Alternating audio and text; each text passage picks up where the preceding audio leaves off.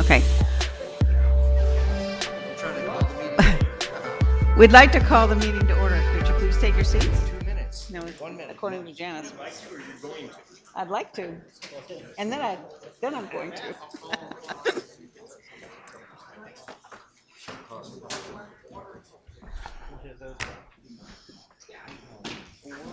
Okay, here we go. Good afternoon. I'd like to call to order the meeting for the Western Riverside Council of Governments Executive Committee at this time. Please log in that you're present.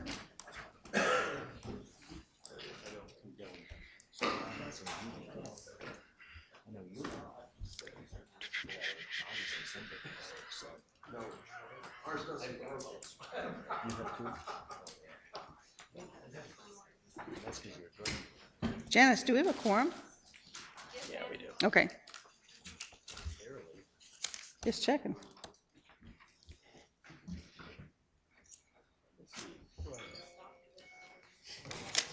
Hello, how are you? Good.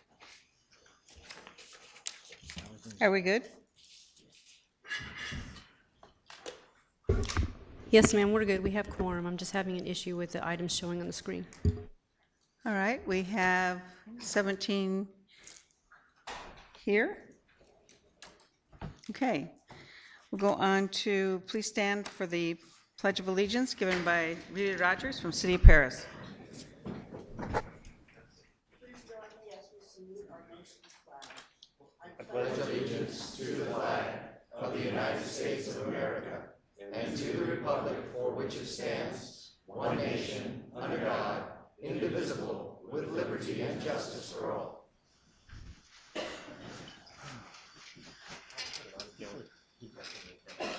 Okay, moving on to item 3, public comments. Janice, I understand we have Dr. Cameron Kaiser, Health Officer for Riverside County, is here to provide information on the coronavirus. Thank you, Madam Chair. My name is Dr. Cameron Kaiser, and I'm the Public Health Officer for the county. Before we get into our county update, let me give the committee a status update on the current worldwide and state outlook as far as our statistics. Total cases worldwide, there are approximately 90,130 as of this morning. 80,026 of them are in mainland China, and 67,103 are in Hubei province, including in the city of Wuhan, which is the center of the epidemic.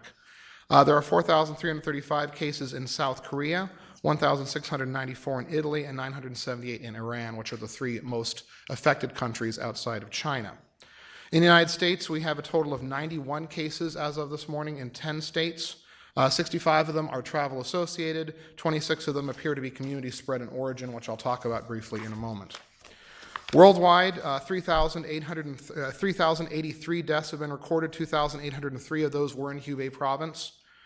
There are 6 deaths in the United States. 4 of those were reported today. We do not have confirmation, but they appear to be linked to the nursing home outbreak in Washington State. In California, we have 37 cases. However, those cases are not evenly distributed. In Southern California, we have a grand total of 4. We have one and only case in Riverside County, but that individual actually is not in Riverside County.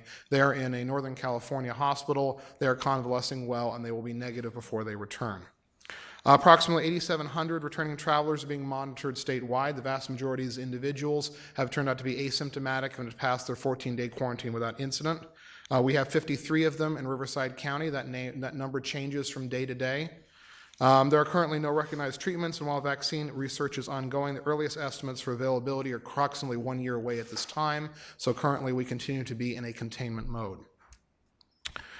We have no community transmission in Riverside County based on repeatedly negative test results. All the individuals that we have tested have come up negative, and all the individuals we've monitored, as I mentioned, have passed through their 14-day mandatory quarantine without incident. However, you should be aware that due to increasing test availability, both state and nationwide, that we expect those case counts throughout the country to increase. We currently do have testing available through the state. We are working on getting our local public health lab up and running as well. We have a couple of hoops to jump through with the state, but all of our paperwork is in, and we hope to be able to get some urgent tests through other health departments as necessary. The department today is also opening our Medical Health Department Operations Center to act as a joint information resource and to make sure that we can facilitate planning for the other efforts which are going forward. Obviously, our priorities include our schools, medical facilities, and the general public to make sure that everyone knows what to expect and appropriate actions that should be taken. As we have no local cases currently and no documented spread, I have not advised to the Board of Supervisors that we make an emergency declaration. However, I would not hesitate to do so if we did get a case in order to facilitate us finding additional exposures in a prompt method so that we can find them as quickly as possible. Obviously, even though there are former flu cases in the county, of course, COVID-19 may be up to twice as communicable as the flu, and while certain age ranges seem to be less affected, we are obviously greatly concerned about those people who are medically vulnerable or elderly who may be at unique risk of the complications of the illness, and we want to find and identify those people at risk promptly. We continue to observe the local and national landscape and make sure that our responses are appropriate and thorough, and of course we would not hesitate to keep you, as well as our Board of Supervisors and the public, informed about the situation as it stands. That concludes my initial remarks, of course available for questions. Any committee members have any questions for Dr. Kaiser? Seeing none, we appreciate you coming and giving us an update. Thank you very much. Moving on to item 4, the minutes for the February 3rd meeting. Does anyone have any comments or corrections or discussion on any of the minute items? Hearing none. Janice, would you please set the system up for vote? Yeah. You'll see on your front folders, you have a visual of what you're supposed to press when you're to watch the video. So pay attention to that so that we're... Which hand? Yeah, which hand? We have a first by San Jacinto and a second by Banning. Waiting for Eastvale. And it looks like that was approved 19-0. Thank you. Next item is item 5, the consent calendar. Consists of items 5A through 5J. They may be enacted in one motion. Does anyone wish to pull an item for discussion? Seeing none. Janice, would you set the system up?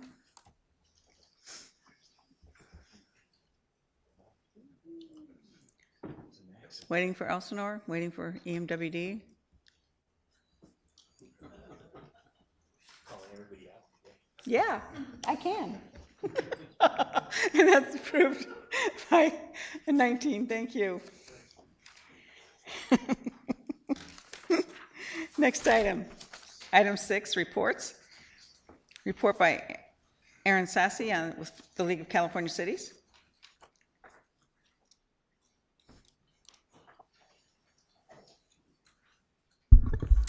Good afternoon. Thank you for having me here today. Erin Sassy with the League of California Cities. I believe you all have a pretty extensive written report for me, so I will say, please read it. There's a lot of good information, but I do just want to highlight a couple additional items for you. There is a new bill introduced this year that will be introduced that is a repeat of a bill last year. It was AB 1184 that basically would require all of your cities to retain emails for a 2-year period. There's a meeting on this tomorrow. We're not sure if they've made any amendments. We'll find out at that meeting tomorrow, but the governor did veto it last year. Depending on how that meeting goes, we'll likely have an opposition letter ready to go and then sample letters for all of you. So watch for that. There is also another bill that we're looking for some feedback on. Basically, there may be some funding available for all of you to implement the SB 1383 requirements, the Organic Waste Diversion Program. So what I could use from you is if you could go back to your cities and say, how much money would we need for implementing this, and then let me know those figures. It would really help us gauge if this bill will even be helpful or not. But I guess at some point, any money is better than no money. Also, just AB5, I know that there's a lot of controversy with that. It's been in the news, but if you haven't already looked at your contracts in light of AB5, I definitely want to recommend that you do so. We've heard some mixed feedback that some cities are finding that they do feel that some of their contracts could fall within AB5. Some people haven't really seen that, but look at like your landscaping, trash, just whatever your contracts are, please work with your city attorneys on that. Lastly, you should be getting from me this week some information on our board action. The governor did come to our last board meeting. They talked a lot about housing, homelessness. They did a press conference afterwards, basically kicking off that second leg of his homelessness tour. But at that board meeting, our board did adopt some policies on housing. So I'll have more on that, but basically we're taking a three-pronged approach. There'll be some short-term solutions, some longer-term solutions, and then, which includes funding, and then also what's outside of our scope. So what would be outside of our scope is like the requirements for solar panels being on houses. Obviously we don't control that, but it drives up the costs. Some of the short-term, we have right now ACA 1 that's moving through the legislature, and then SB 795. This is the new redevelopment bill of this year. So that is some funding mechanisms that we would definitely support. Part of the governor's proposal is also that he's released a list of state properties that could be used to house homelessness. A lot of the properties in our area were like the fair properties, but if there's something that's within your jurisdictions that isn't on the list, they're open to hearing if you're interested in doing a lease for that. So if you have a property, let me know what it may be, because like I said, they're willing to work with all of you on that. But more to come on housing this week. Hopefully, as soon as I get that information, I'll be sending it out to you. Our next division meeting is this coming Monday. The city of Indio is hosting us. We're having Supervisor Perez's office come and talk about the governor's homelessness task force recommendations. I think there'll be some opportunity if you have any sort of feedback to provide it in a very quick and precise manner. But then the fun part of the meeting is that we're doing golf cart polo, so dress casually for this meeting. It will be outside. But thank you for having me. Ledge Action Day is coming up in April. I'm starting to work on our legislative meetings, but if you're planning to come to that, I know registration is open. So happy to answer any questions. Thank you, Erin. Does the committee have any questions for Erin? Hearing none, seeing none, we're good. Oh, sure. Yeah, just one comment, Madam Chair. Aaron mentioned SB 1383. That's a mandatory organics recycling bill. WRCOG does have a solid waste committee that meets periodically, so we'd be happy to work through your staff on that committee so we can get an indication of what kind of resources they think they need in order to implement the provisions of that bill. That'd be great. Thank Yeah, you. we'll work with you too. That's Okay. good. Thank you. All right, thank you. Next item, 6B, presentation by Ann Mayer, Executive Director for RCTC, on the proposed traffic relief plan. Good afternoon, Madam Chair, members of the committee. I very much appreciate the opportunity to join you here today to present on RCTC's draft traffic relief plan that is currently out for review by the public as well as for review by you as elected officials. So I appreciate the opportunity to be here today. I'm joined in the audience by RCTC Deputy Executive Director John Standiford as well as External Affairs Director Aaron Hake. So they are here with me as well. So you might ask, why is RCTC embarking on a draft traffic relief plan? And besides the obvious answers of it's the responsibility of the commission to plan both for the short-term and long-term transportation needs of this county, it's also because we're at a very critical point in this county with the increasing population in the county, the projections for what not only a population growth, but also the need for additional housing here in Riverside County, we've got to have a frank conversation about where we are from an infrastructure standpoint. Now, certainly infrastructure is a challenge across the board, no matter what kind of infrastructure we're talking about, but from a transportation perspective, there is no doubt that increasing congestion is really impacting the quality of life for many of your constituents, for many of the residents here. It's not only a quality of life issue when someone is on the road for a couple of hours in one way. I'm looking at Councilmember Scott here. His city is very familiar with those travels, as well as many of your other jurisdictions are as well. People are on the road for way too long, and it's making a real impact on quality of life. So our commission has directed us to look at a traffic relief plan that looks at several different areas. First off is connecting our communities. For Riverside County to thrive both economically and from a quality of life standpoint, our communities need to be connected. We need to reduce traffic congestion. Traffic congestion is a significant problem, as well as the need to improve safety. With the population expansion, the limited capacity we have on many of our roadways, public safety is becoming an increasing concern, not only from a motor vehicle standpoint, but for pedestrians and bicyclists as well. Another key component for our board has been about the need to bring more jobs to Riverside County and to bring more jobs home. Many of the reasons why people hit the road every morning to travel to work is because their jobs are in San Diego, Orange counties, and Los Angeles. If there's a focus on bringing more jobs home, we cut down not only on the number of people on the road every day, but also make sure that we're contributing to a thriving Riverside County economy. Another reason we're looking at the plan is just to be able to focus on being able to have local governance over local priorities with a local funding source. Now, 30 or 40 years ago, when in 1988, when the first Measure A was passed, at that time, about 90% of all transportation funding was coming from state and federal sources, and the measure was supposed to supplement that. That's not the case anymore at either the state or the federal level. Most of the funding is coming from the local level.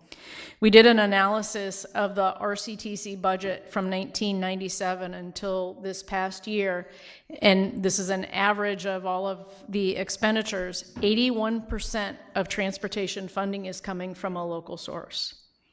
81%.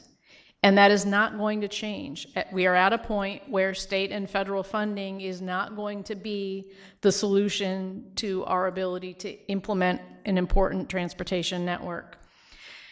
Now, we've been very fortunate. Voters have twice approved a sales tax measure here in Riverside County. It's an important resource. It's allowed us to be able to leverage those precious state and federal dollars and turn them into something bigger. So Measure A is important. The top box here shows you the money available that we will have for the highway and road component in Measure A between now and 2039. It's about $1.2 billion. That's a lot of money. But when you start stacking that up against the needs that we have throughout the county, you can see that it's simply not enough. Looking at that bottom row, we've got some really key projects: Mid-County Parkway, State Route 79 realignment. Those two projects have environmental documents completed. We've gone through the legal challenges. We've won the legal challenges, and those projects are ready to move forward. And those are just two very important projects within the corridor. So you can see, even though we have local resources, it's simply not enough. In 2019, the commission was required to do a 10-year assessment of where we are with measure projects. We did that. We also approved a 10-year delivery plan, 2019 through 2029. You can see here in blue, there's some projects highlighted that will be funded in the next 10 years based on the available revenues. And if you're looking at your jurisdiction, most of you are seeing that you don't have a key corridor in your jurisdiction with investment coming from Measure A. And if that's what you see, you're absolutely right, because we simply don't have enough money to go around. The draft traffic relief plan that we've currently developed not only has additional improvements along many of the freeway corridors, but we've got improvements in all modes, not just roads. It's in roads, transit, bicycle and pedestrian facilities, as well as others. So if you look at what's available in current funding, we're pretty limited in the projects that we would be able to implement. In the draft traffic relief plan that's out on the street right now, we've got investments by different type. I've mentioned that we are focusing on a full multimodal approach. We've got 19% allocated to better roads, and that's exactly what it says is what it means. Better roads means your local roads, whether it be related to investing in bicycle and sidewalk facilities, widening your local roads, local maintenance of some of those roads, but it's also an important category for improving safety. We have many 2- and 4-lane roads throughout the county where safety is becoming of increasing concern, so this category would invest in safety of the local road system. Easier highway access is interchanges. Many, if not most of your jurisdictions are along at least one, if not two, interstates or state routes. Access to the highway system is really important, not only access to the freeway, but also the ability for your residents to get home at night. And also if we start talking about bringing jobs home, we need to be able to have access so businesses are able to thrive by having their customers come to their businesses. And certainly not the least importance is the need to have good public safety access. And we've got medical facilities, hospital facilities where access is limited because of a lack of interchanges. Faster highways means that we have corridors that need to be moving people quicker, and we need to move more people through. More train service at 20% is an important investment, not only in additional rail capacity, and by that I mean additional track, but it's also about investing in additional operations so we have more trains running between Riverside County and Orange and Los Angeles, as well as more frequent trains, but also reverse commute trains so that we can bring residents of LA and Orange County to work here in Riverside County.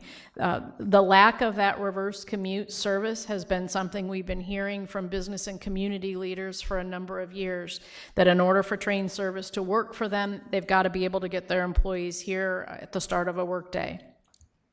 Frequent bus service is about extension of additional commuter bus service, but also an important component, two important components in this category is the investment in zero emission fleets. All of our transit operators in this county, as well as across the state, are required to have zero emission vehicles. That is a huge investment, and this traffic relief plan would provide the funding for all of our transit agencies to not only convert their fleet, but also to be able to invest in the maintenance facilities that they would need to maintain the new fleet. Also in this category is providing support for seniors, disabled, and veterans. Longer Trails is the backbone system for the trail system in Western Riverside County. Help with my commute is Freeway Service Patrol. And then we also have new technology in that there are advances in technology that we may not know what they might be today, but certainly as technology advances over the next several years, we need to be able to invest in new technology that will help us move more people through. I've highlighted some of the categories and some of the projects, so I won't belabor those, but these are some of the projects that are included in the draft traffic relief plan. In addition to local road widening, we also have grade separations as well as other improvements. I mentioned before that we have additional transit access and access for seniors, youth, and low-income individuals. So part of the question here is about what will an additional sales tax measure mean for the county of Riverside. And if we're looking at a half-cent sales tax measure over a 30-year period, and we had to pick a term for it in order to be able to estimate it, we project that will mean that about $7.7 billion will be invested in the design, engineering, and construction of projects and programs. That translates into approximately 59,000, 60,000 direct and secondary jobs, not only for the industry, but the really important factor here is that with wages coming in at about $3.5 billion, the more people who are working, the more people who are spending money buying a car, going out to dinner, investing in a new home, investing in furniture. So the indirect impacts of these kinds of investments are important as well. This slide highlights some of the key sectors, and as you might expect, Many of the direct jobs would come directly towards those in the construction and engineering, but also in machinery rentals, asphalt manufacturing. So there is a trickle-down effect throughout the construction industry as well. So the draft traffic relief plan is out for public review. It was released in January, and it is available at trafficreliefplan.org. If you go to that website, you can not only see the plan, there's some interactive tabs there as well, where you can take a look at the detailed list on projects within your area. And you can also take a survey. Since we posted this in the middle of January, we've had over 2,500 surveys completed, and we've had over 5,000 comments submitted on the plan. And this is exactly what the intent was with putting this plan out on the street, was making sure that the residents of Riverside County had the opportunity to weigh in on this plan and to voice their opinion about whether the plan, were we focused on the right things? Are there projects missing? Are we investing too much money in one category or another? The commission is accepting feedback on the plan until June 10th. On June 10th, at the commission meeting, the commission will not only consider approving the traffic relief plan, but they will also consider whether or not to put this on the ballot for November 2020 for consideration by the voters. I think it's important to point out, whether or not the commission decides to put this on the ballot for voters, this is still a traffic relief plan that will set the stage for investments in this county for the next couple of decades. The plan is important. The plan sets our priorities, and the goal of the plan is that it reflects the communities that we serve. So with that, I'll close my presentation and be happy to answer any questions. Thank you, Ann. Does any of the committee members have any questions for Ann at this time? I'm going to ask a question. Okay. Go ahead. So Ann, on the funding, you know, you were talking about how state funding is and federal funding is becoming less and less. Mm-hmm.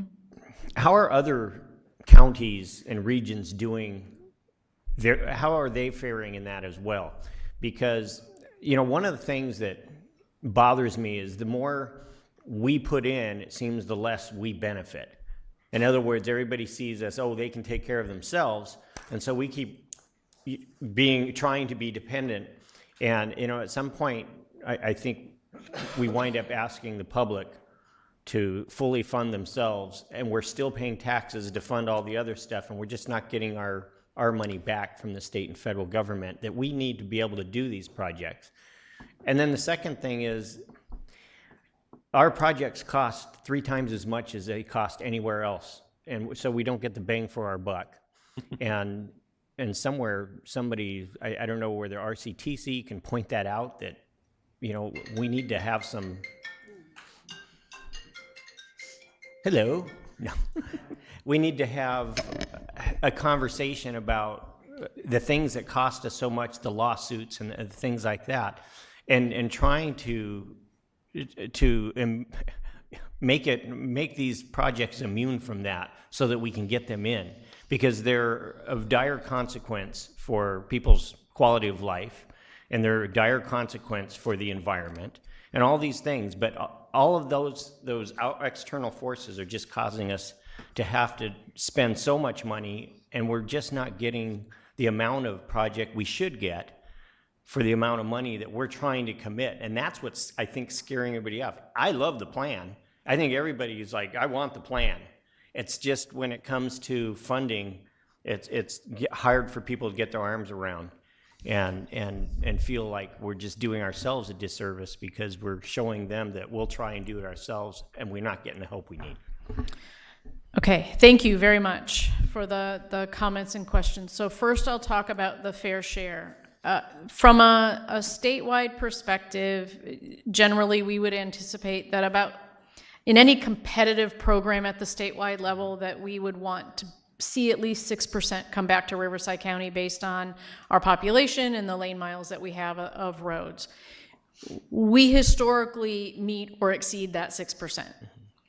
Some programs we do even better. I'll give you an example. Active transportation program, I think we have been averaging about 12% statewide. So there are some of the statewide programs where we're getting at least our fair share. The problem is there just isn't enough money to go around. At the federal level, again, we're getting our fair share of formula dollars, but the federal government doesn't have any, probably there's no motivation to increase the amount of money coming out. So at the state and federal level, we get our fair share. And I'll use an example. We were very, very fortunate, certainly due to the hard work of many people in this room and others, for Temecula to receive $50 million in federal funding. Congressman Calvert did an outstanding job there. Was that the only project in California that got federal funding? I mean, that is a huge accomplishment. So from a fair share standpoint of what's available, we get our fair share. Now, if you talk about how everyone else is doing, there are 25 other self-help counties in the state of California. Most of us, have at least 2 sales tax measures. Several of them are going out this year for additional sales tax measures. We're all in the same boat. There isn't enough money available at the state and federal level to fund all of our needs. So it's either local funding or no funding. So that's the box that everyone's in at this point. I would also say that, there's been lots of conversations of, well, if we don't do anything, will it force investment? Maybe, maybe not. So we call it the wagon on the wheel on the wagon. Theory is, if the wagon is going down the hill at high speed and the wheel is coming off, do we try and hold the wheel on and keep it going? Or do we let the wheel fall off and see what happens? And that's an analogy that's used across the state, is that how do we keep moving projects forward? And this is becoming one of the only ways to do so.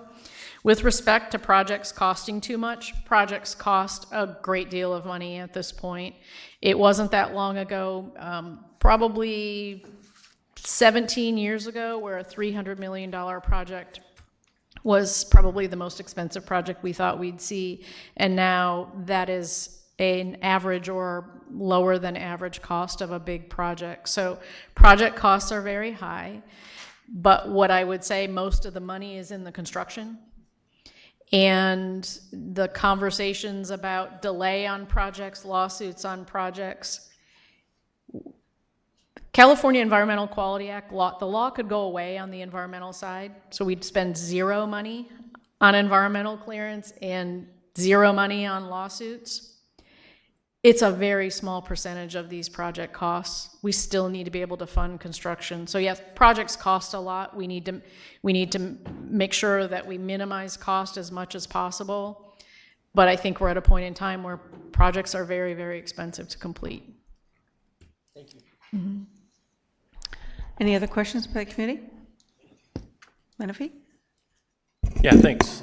Kelly, you brought up a couple of my questions already. And I wanted to ask, with respect to the cost of the projects, why are they growing so much? You said construction costs, but I'm hearing it's, some of the standards that Caltrans is forcing you to use and things like that that's causing these projects to become unattainable.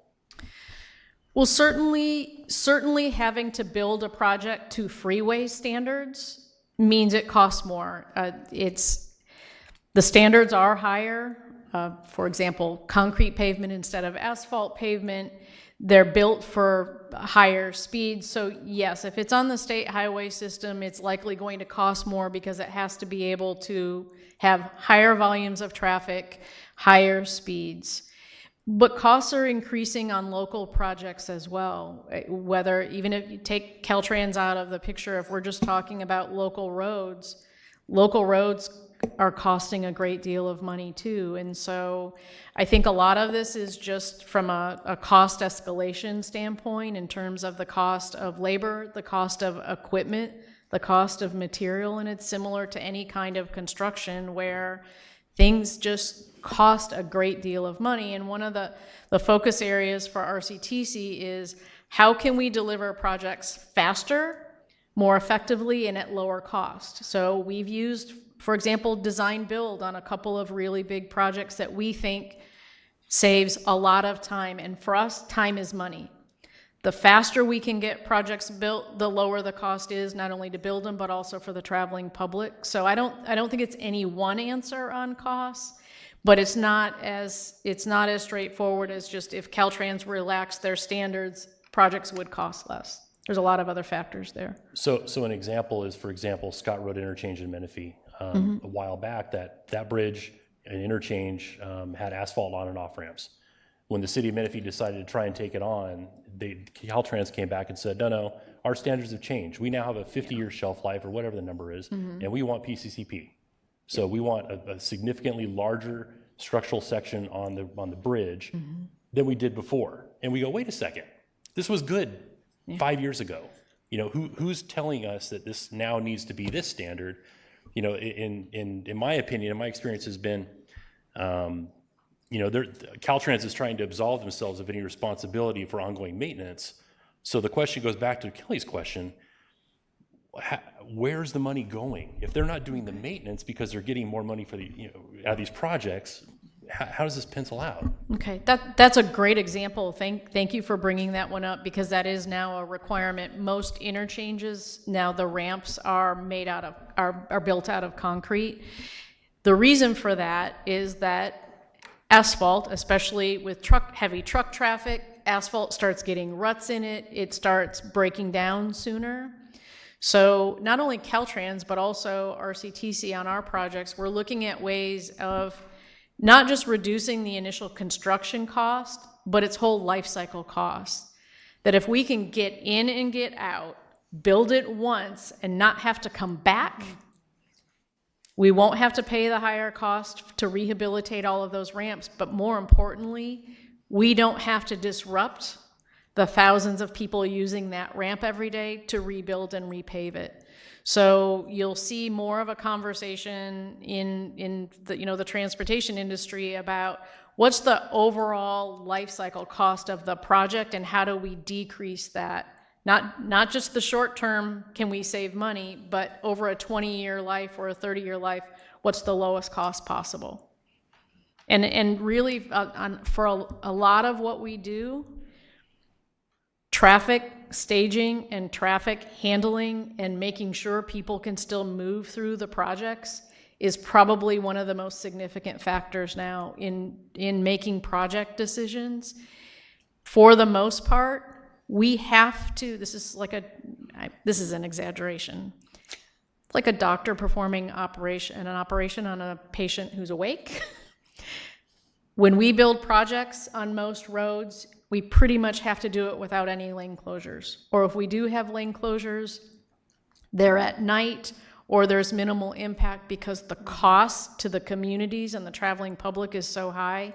We have to try to build it while under live traffic, and that increases costs substantially. So that's why they would make that switch, and it's one I would support in that from a taxpayer standpoint, if we can build a project the right way the first time that makes the most sense for a couple of decades, and that means taxpayers' money, even if it's a different color of money, can be spent somewhere else. Okay, and then my last question, coming from a city that recently floated a sales tax measure and was successful, we did some polling with our residents, and one of the things that they asked for was an oversight committee. Are you proposing any sort of oversight committee aside from the RCTC board, or what are you looking at? That is still a conversation that's taking place with the board. We have a traffic relief strategy committee that's meeting to provide us with policy guidance. So as we're getting feedback from folks, and I'll take that as feedback, that's one of the options that they're considering is having an oversight committee in place. So that is one of the options being considered. Thanks. Yeah. Thank you. Anyone else? Well, thank you, Ann. Oh, I see we have Beaumont. Real quick, we're all talking about getting the most bang for our buck. These jobs, when they're bid, are they all bid at prevailing wage? And if so, is there any way of getting away from that? Because that increases the cost quite substantially. No. I don't know any other way to answer it. Prevailing wages are required on any project that has any state or federal nexus, so I do not see any project that we would ever put forward not have prevailing wages in it. Thank you. I know it was worth an ask, though, huh? A wish. Well, thank you very much, Ann. Thank you very much. Appreciate it. Okay, next item, item 6C, presentation by Karthik Ramakrishnan, Professor of Public Policy and Political Science at UCR on the 2020 census. Thank you. Thank you, everyone. This is just a brief update on what's happening on census, but also given that census is almost upon us, to remind everyone on some of the key points about why this is so important for our jurisdictions and our communities. So I'm a professor at UC Riverside. I also direct the Center for Social Innovation, which is one of the key partners for the Inland Empire Complete Count Committee. I'm also the director of the IE Complete Count Committee. This is an unpaid position. The Complete Count Committee is chaired by Supervisor Perez from Riverside County, as well as Supervisor Rutherford from San Bernardino County. Just to highlight some key facts, I know that many of you know these already, but just as a refresher, especially when it comes up in conversations with officials in your agencies as well as with community members. First of all, what is the census? It is important to note that this is a count of all persons. This is the only count that occurs. There are surveys that occur between every 10 years, but we only have one shot every 10 years to do a population count. We'll talk about why that's important in a second. It's important for representation, allocation of public dollars, all of the kind of planning decisions that we make here in this region and elsewhere depend vitally on having accurate data. And then for businesses too, the census serves as a gold standard for marketing data, and I'll say more about that in a minute. One thing many of you might benefit from is to have a look at the census form, right? So when people talk about some of the anxieties that constituents might face when they are asked to fill out a census form, it actually asks for a fair amount of information that might be considered, personal or sensitive information. So it asks about the number of people in the dwelling. It asks about the relationship between people in the dwelling. It asks whether it's owned or rented or occupied without payment of rent. It also asks for a telephone number for follow-up. It also asks for the person's name, their sex, and their date of birth. And then it asks about their race or ethnic origin. The reason why it asks for information like date of birth is that it is important to deduplicate records. So the census is not only a count of all persons, they want to make sure that everyone is counted once, only once, and in one location. And so say someone is staying in a dorm room and they're counted at UCR, but their parents also fill out that same information for that individual in their home address. The Census Bureau needs a way to be able to deduplicate that, which is why they require all of this information. Now, with all of this information, and especially information about potential overcrowding, there's a lot of anxiety that this kind of information might be used against people. And so this is why, over the course of nearly a year, we've had a partnership with nonprofits, county governments, and other governments to reassure residents. And this is why nonprofits have been some of the most effective messengers. Often people don't trust government when government says, trust us. We're not going to use this information against you. So that's been the work over the past year, and it's increasing in its frequency and in its urgency. I've presented this before. The hard-to-count population is very high in our region, and especially in more rural areas, but even in urban areas. This is, if you go to the state of California's complete count effort and you look at the hard-to-count map, you can drill down at a very local level and you'll see a lot of red, and a lot of red is not good. These are areas with high hard-to-count populations. The undercount risk, now this is admittedly a very high measure. We are absolutely not going to have 1 million undercounted in our region. But we have 1 million living in census tracts with high hard-to-count scores. And so we've been doing a tremendous amount of work in the last year so that people, residents in these hard-to-count areas, are being contacted in person with various nonprofit partners, but they're also getting messages through their faith-based leaders, as well as through various government agencies that they're coming into contact with, including entities like First Five and others that serve our populations. Why does the undercount matter? So every person that's undercounted, the federal government estimates that it's a $2,000 loss per year per person in public dollars, right? So for every 1,000 people undercounted in Riverside County, that's $2 million a year. Project that over 10 years, that's $20 million. This adds up very quickly. So it's both heartening and also not surprising to see why all of us realize how serious this is and why it's important for everyone to count. The 1990 undercount in California meant a $2.2 billion loss for California annually. It also means, an undercount also means a loss of representation. So not only might California lose a seat in the House of Representatives, we know based on survey data, the American Community Surveys, that we've gained population vis-a-vis LA County. But that is not going to translate into representation in the state assembly or the state senate unless we have an accurate count. And then finally, if we don't have an accurate count, it means that we have bad consumer data. So I'm a political scientist, I'm also a demographer. We've been working with the Census Bureau at the national level on some of their race and ethnicity measures in the past decade. The American Community Surveys relied on heavily by businesses as well as agencies for planning purposes. The way to think about that is it's kind of like, I don't know how many people do photocopies anymore, but you have the original, then you have copies. Right now, when we're talking about the 2018 and the 2019 ACS, those are multiple copies of the original. So the quality degrades over time. When you look at the American Community Survey, for example, if you look at the 2010 American Community Survey and the 2010 census, you have a big jump in the population because the 2010 American Community Survey was based on the 2000 census. The 2019 and the 2020 ACS is based on the 2010 census. It is so important for us to get that gold standard right, that original right in the 2020 census, because that's going to affect data for the next 10 years. So how are we organizing and innovating when it comes to achieving a complete count? This is something I've presented before. We have the Complete Count Committee that unites government agencies as well as nonprofits as well as the business sector in a united effort. The objectives are to share information across sectors, to collaborate, to avoid duplication, but also being aware of gaps that exist.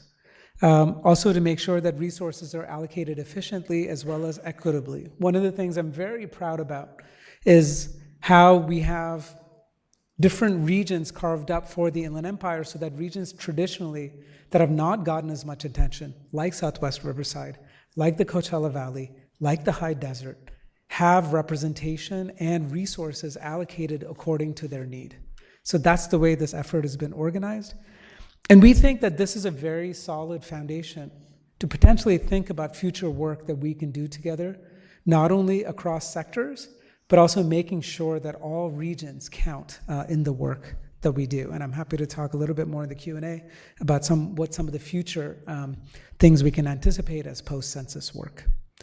We're already getting a lot of coverage when it comes to earned media coverage. On top of that, if you haven't seen them already, you'll start to see more and more paid advertisements on TV while you're watching your YouTube videos and the like. In fact, during the Super Bowl, Riverside County had an ad in Coachella Valley. It was brilliant. They found out that it was not that expensive to do if you focused on a particular geographic area. And so there was an ad featuring local heroes and sheroes from the Coachella Valley. It ended with Supervisor Perez like tossing a football that talked about the complete count effort. Similarly, San Bernardino County had an ad that was done in Spanish during the Super Bowl that was aired in Fox Deportes, which is the Spanish language Fox Sports. It's really amazing to think of the creativity of our county staff in terms of identifying opportunities like these to get the word out. Where we are in terms of timeline, we've been planning for over a year in terms of data, in terms of mapping, forming the committees. Education has also been ongoing and it continues, including in forums like these. We are now getting into the motivation stage, pledge cards, door-to-door contact, trusted messengers, and then activating. So we have an election tomorrow. Many of you have heard of Get Out the Vote. Right after Get Out the Vote, the only thing we should be thinking about for the next couple of months is to get out the count. And that's going to start on March 12th, which is when the postcards start getting mailed out from the US Census Bureau. For the first time, the census is going to be digital first. They want to try to get as many people to fill it out online as possible because it reduces the cost of follow-up. I was going to ask that question. And especially in a time in which there's a lot of concern about coronavirus, like we want as many people filling it out online as possible. The federal government is prepared.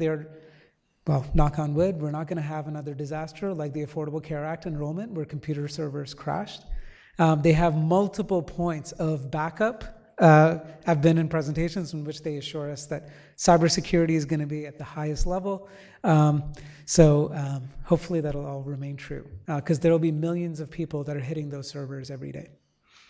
Census Day is April 1st, so it is also April Fool's Day, but it's a day in which it'll mark the count. In fact, when you look at the census form, it asks where that individual is located on April 1st. So even if you didn't fill it out on April 1st, you need to know where that individual needs to be placed on that date. There are important resource implications, right, in terms of where people are located. And then finally, the non-response period is from May through July, and this is that expensive follow-up, right, in terms of postcard reminders, phone calls, and then ultimately going door to door to try and enumerate the population. Finally, have an update from Riverside County from Jason Farron, who's helping to coordinate the efforts for Riverside County. So the county, first of all, is sharing state funding for census outreach with cities, and so those allocations have been doled out based on the percentage hard to count of the total represented in each city. The county is also contracting with the Inland Empire Community Foundation as well as the Riverside County Office on Education on outreach. And I've heard some interesting and inspiring examples of working with high school teachers to make sure that they are getting the word out among their students and their communities. Advertising, so billboards, banners, radio ads, television ads, newspapers, and events, including the Date Festival, for example. There was a presence there in terms of spreading awareness. You might start hearing about quacks. These are questionnaire assistance centers and questionnaire assistance kiosks. So there had been a bid and call for proposals for places to serve, especially for populations that don't have internet access or a computer or an iPad or tablet, to be able to fill out the census and to get assistance from someone and able to fill it out. And then finally, census inserts with various mailers, such as voter guides, heating centers, and utility bills. Finally, in terms of business engagement, we've had the opportunity to go to different chamber events to get people to sign pledge cards, to educate their employees, to serve as a census center or provide a kiosk, to sit at a business roundtable, or to be a census champion. I would encourage this for all of you to consider within your own agencies if it's not already happening. To send an email to all of the employees. One of the ways I talk about this is think of it as like open enrollment period. People wait until the last week, sometimes until the last day to get it done, but those reminders do help. We are looking at partnerships with entities like the Inland Empire Health Plan to be able to reach out to their client base. And this is something that all businesses and all government agencies should think about.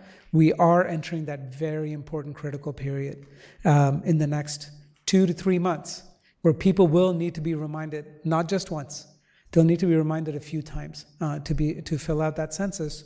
Because again, remember, each of those people represents $2,000 a year, projected over 10 years, $20,000.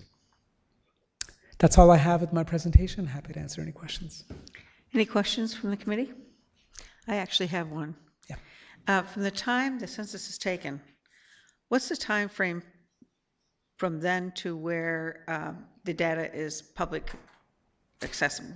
So the data will be available about a year after that. The first set of data that'll be available it's called the SF1 file, the summary file 1, which is used for redistricting, right? So that'll be the first tranche of data that goes out with information on individuals based on their location of residence and some of those key demographic factors. And what constitutes hard to count areas? So hard to count. So based on the prior experience, there are different populations that tend to be at a higher risk. So those aged 0 to 5. This is why First 5, San Bernardino and Riverside are important partners. What they call the young mobile population, people who are couch surfing right now, they are hard to count. People with disabilities, homeless population. There's a particular effort underway to identify essentially people that can be connected to shelters, right, and other kind of institutional populations to be able to identify those. In Riverside County, one of the areas with the highest hard to count last time around was the census tract involving, next to UC Riverside. So student populations, because of that, that uncertainty about where they should be counted, creates some issues as well. Immigrants, regardless of their status, because of the skepticism, especially with the federal government, poses issues as well. One thing I should note, and this is important, there was some anxiety about a citizenship question being included. As you saw in that form, it is not there. That should reassure populations. It should also reassure populations that none of this information will be shared with any other government agency, federal, state, or local. Code enforcement is not going to come after you based on that information. The IRS is not going to come after you based on that information. And certainly ICE is not going to come after you based on that information. Well, thank you very much. If no one else has any questions, we want to thank you for the presentation and update. Thank you.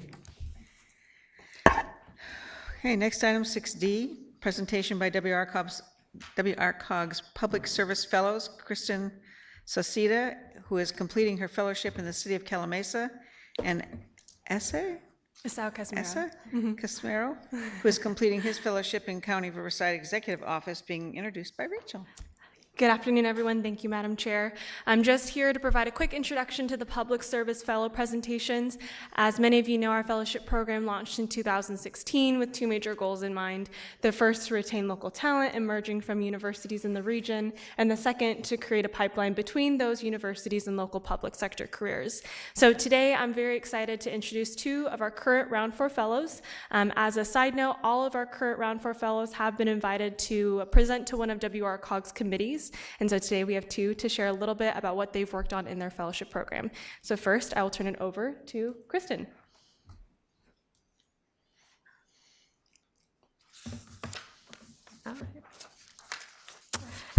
Good afternoon. My name is Kristen Sauceda, and I'm current WRCOG Fellow for the City of Calamasa. I'm very excited to stand here before you and share a little bit about my experience. As you know, Calamasa is a very tight-knit, small community, and so as a fellow, I've actually had the opportunity to wear many different hats, working with code enforcement, building and safety, fire, planning. I got to have an overall well-rounded perspective of what a local government does. So just to begin, I wanted to share a little bit about a feature project that I've taken on at the City of Calamasa. And so I'm very interested in public transportation and making sure it's accessible and affordable to all people. But another specific specialty of mine is I'm really passionate about senior citizens in regards to public transportation. And so as you can see at this graph, Calamasa has an aging population that's increased from 2000 to 2018. And so since our City Hall is so close to our senior center, I thought it'd be really a great idea to just distribute a survey and see what are the senior populations and their needs in Calamasa. And so a little bit about just some quick survey results. Just because I took the survey in the City of Calamasa Senior Center, I was aware that many of them would probably have access to transportation at that time. So as you can see, that 90% had access to a vehicle, but something that I was really actually trying to capitalize on was their ability to use ride shares, or if that was something that the senior citizen population was using. And so going off of some data based on like the SCAG region and how Monrovia has partnered with Lyft and Uber to kind of subsidize transportation rides, I thought it'd be an interesting thing to look at. And so as you can see, 92.5% of the seniors that I surveyed actually was aware of what Uber and Lyft was, but only about 30% 40% said they were likely to use it in the future, about 50 cents saying unlikely. And so I just kind of wanted to see why. And so one of those barriers, I think, was technology. After surveying them, only about 42% owned a smartphone with applications. And so just going ahead of future city initiatives, knowing what our population of senior citizens may need or we want in the future was a really great experience for me to have. And just looking forward, I'm about to graduate from the University of Redlands with a dual degree in public policy and political science. So I'm really excited to basically join the public sector in the Southern California, looking just for full-time employment in the public sector. And so thank you for letting me share in front of all of you, since you are the policymakers of the Inland Empire. One day I hope to be in your shoes. Thank you. And I'd like to introduce another co-fellow of ours. Good afternoon, Madam Chair and members of the Executive Committee. Esau Casimiro. I'm also a fellow here at the Public Service Fellowship with WRCOG, and I also happen to work with Dr. Armor Christian at UCR Center for Social Innovation as well. Just a little background about me. I'm currently a second-year Master of Public Policy student at UCR, where I study race and immigration policy. I'm currently placed at the County Executive Office under the guidance of Deputy Executive Officer for Homelessness Solutions, Natalie Camaro. During my time at the Executive Office, I worked under various projects that include, but are not limited to, homeless encampment responses, encampment protocols, and other reports pertaining to homeless issues. The main project that I'm working on, we're doing a survey to map the services available for homelessness here in the County of Riverside. We're mainly using Esri's Survey 123 app, and we're also using the mapping component, ArcGIS. This is pretty important because based on the 2019 point in time count, we had a total of 2,881 homeless individuals here in the county. Unfortunately, this is a preliminary map of the survey that we sent out to some of the agencies here in the county. We've had a very low response rate, and we hope that by the end of the fellowship, we have a more accurate count. These are some of the agencies, and unfortunately, I cannot put the name of the agency for confidentiality issues. But hopefully, by the end of the fellowship, like I mentioned, we're going to have a fuller map where it shows that what services are available in the county. And this is going to help us for planning purposes and to develop other critical needed programs for this population. Like I mentioned before, for the rest of the fellowship, I hope to complete this project. I feel like this is something that we should all be paying attention to, this issue.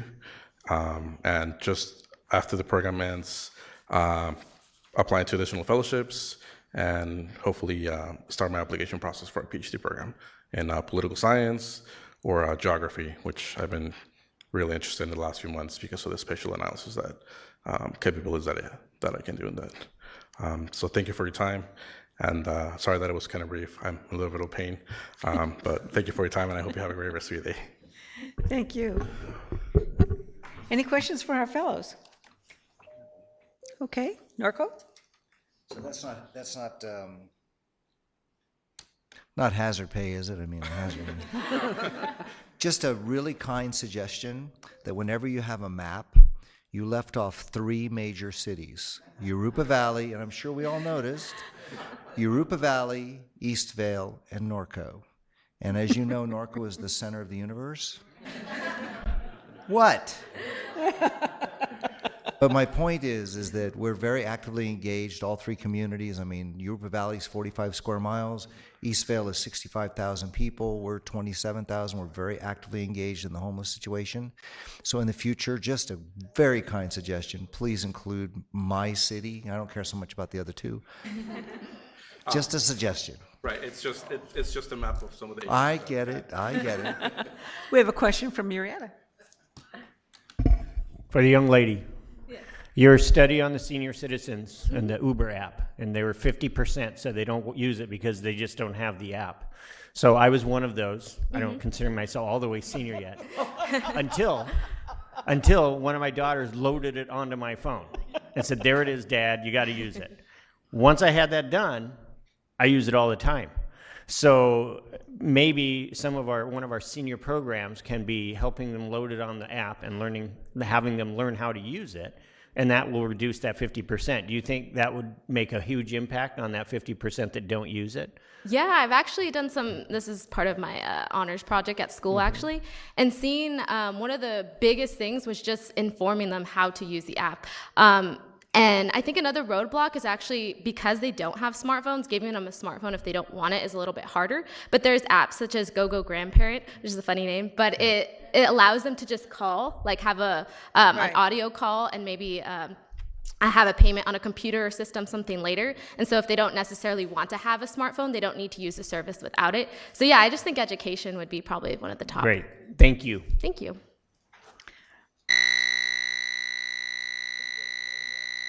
What is that? Not a fire drill, is it? We have Western in the queue. You broke it. I didn't touch anything yet. I didn't do anything.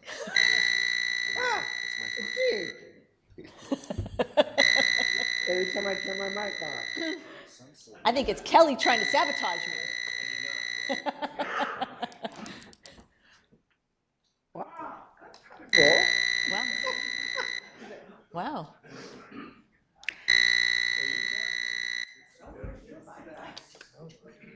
Wow. Brenda, would you like to ask your question? Yes, if I'm not going to get squelched on anymore. So in relationship to... My God, I think it's Chuck doing it to me.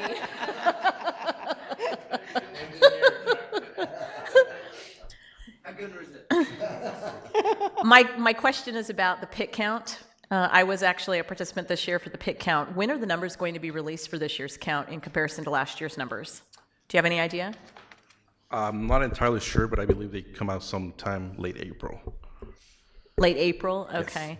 And have you thought that perhaps, I don't know what your response has been to your survey. You said it was relatively low. Yeah. So maybe perhaps you have a conversation with RCTC as how they're getting their survey put out there, and people are commenting on that because it sounds like they've gotten a huge response to their survey questionnaire on the whole traffic plan and relief thing. So that might be something to do. But the other thing too that I wanted to make a comment on is that it was interesting on the deployment for the pit count that the numbers seem to be a little bit lower because of two things. One, the number of hours that were actually deployed in the deployment plan. So it was very early morning hours, so it's very difficult to track these guys down, especially if they're doing couch surfing, because they're not coming out until later in the afternoon.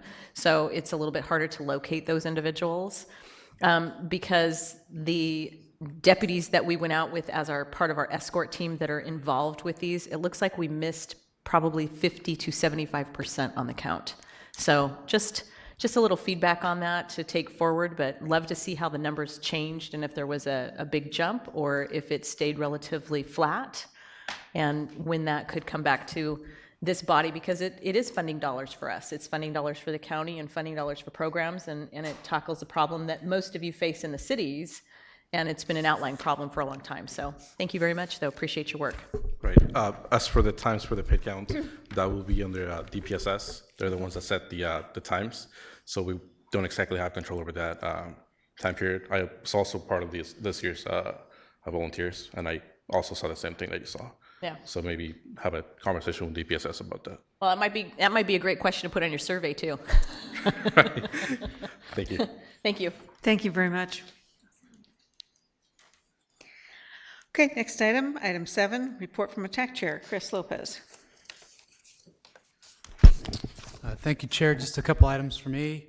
We welcomed a couple new city managers their last meeting, Jacob Ellis from the city of Corona, as well as Rod Butler from the city of Jurupa Valley. So we made sure to welcome them to the TAC.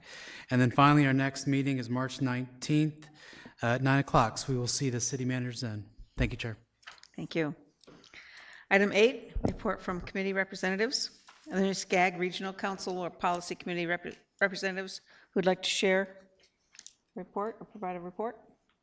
Ben isn't here. Brian, do you have anything from CalCog? Okay. Rusty, anything? Okay.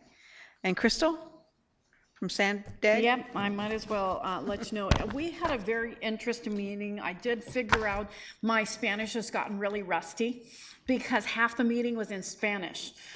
So we were talking about the issues with the border and the new crossing facilities that they're implementing, and how we can help. Also, I think I mentioned the last time that apparently we're having a really bad issue with the pollution along the coastline, and so they were refreshing that and going over that again. But it was a really interesting conversation. I'm trying to bring all of us in, including those in Riverside County, on how do we handle the back and forth going from there to here, or even they wanted to talk about how going from like Riverside County down to San Diego. So it's all of the borders right now. But the interesting part was how many legislators were there. I mean, there was so much room. We were like double this size. Watching the issues that they have, it's the same issues that we have, which is really interesting. It's the same issues that we have with homelessness. We talk about the homelessness, we talk about all these different things, and it's really, it transverses and goes, intercontinental as well. And so it's something that we all need to keep an eye on, and it's interesting to watch them. Not a lot about, what we could do to help, but it was an interesting update. Thank you. Urupa Valley?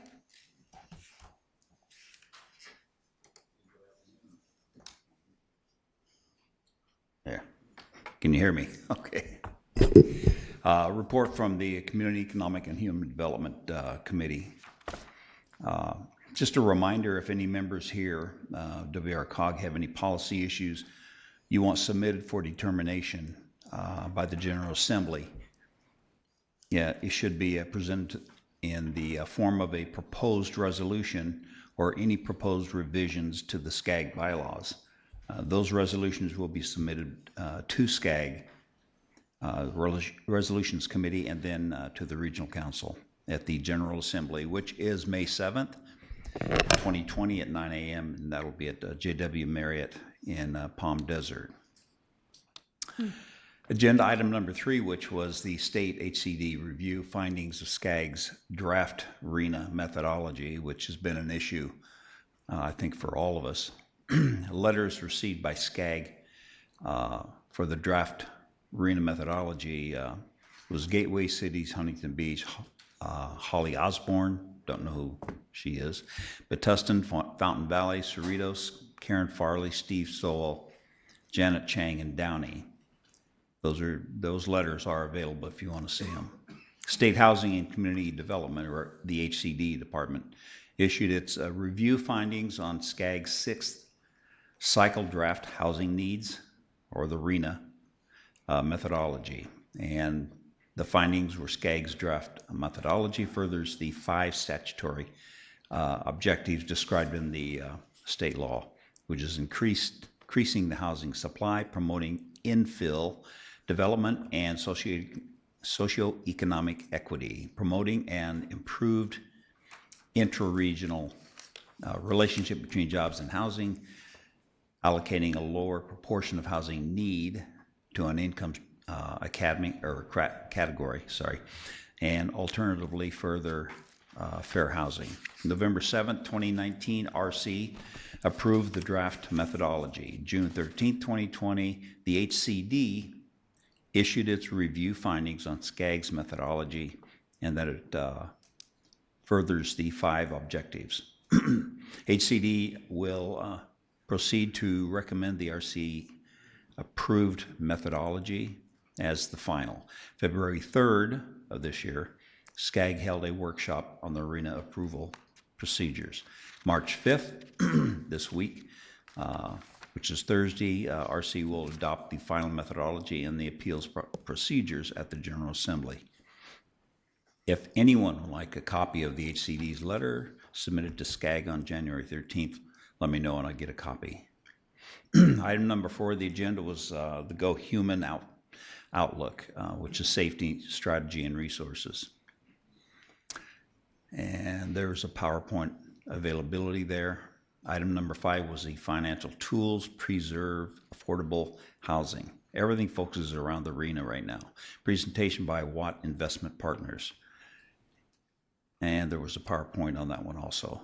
Item number 6 was Resolution 20-618-1 regarding regional funding for housing. AB 101 appropriated 2 new one-time programs to provide funding for planning activities to enable jurisdictions to increase housing planning and accelerate housing production. Up to $47.5 million available for SCAG. SCAG Regional Conference General Assembly is May 6th through the 8th at the JWL, like I said. And that will conclude my report, Madam Thank you Chair. for your report. Okay, going on to item 9, a report from the Executive Director.